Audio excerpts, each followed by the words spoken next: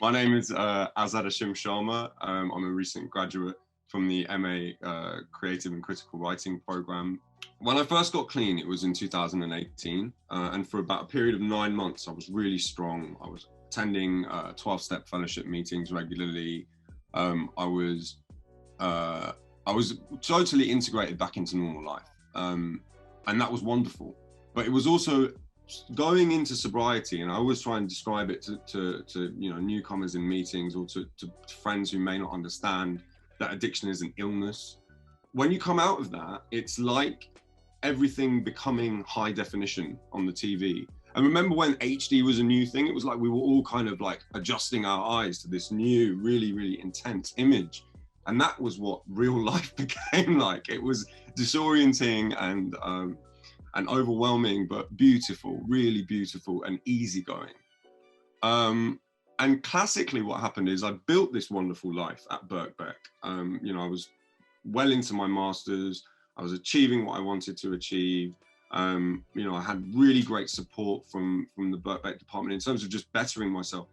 And I think it got to my second term, and I was approaching a year, and I recently started a publishing company called the 87 Press, and I was growing wearisome of being that guy this is all a conversation in my head, mind you, that guy in the event who doesn't drink, has always got the lime soda. And I started walking out the door of sobriety. And it's amazing when I look back that one decision took me 13 months to get out of. And in that time, I also met the love of my life. I was still publishing, I was still writing, and things were still going on. But I was really disoriented in that time. And it all reached the peak kind of towards the end of 2019, beginning of 2020. And I'd stopped seeing a therapist, so I really needed some counselling. I was at a point of kind of an emotional rock bottom. So I signed up to the counselling department. So I went in, and my counsellor was just really, really wonderful. She was so compassionate. She really listened to me. And I think that's all I needed, was a place, a space to be held for me where I could actually realise that I'd led myself astray again.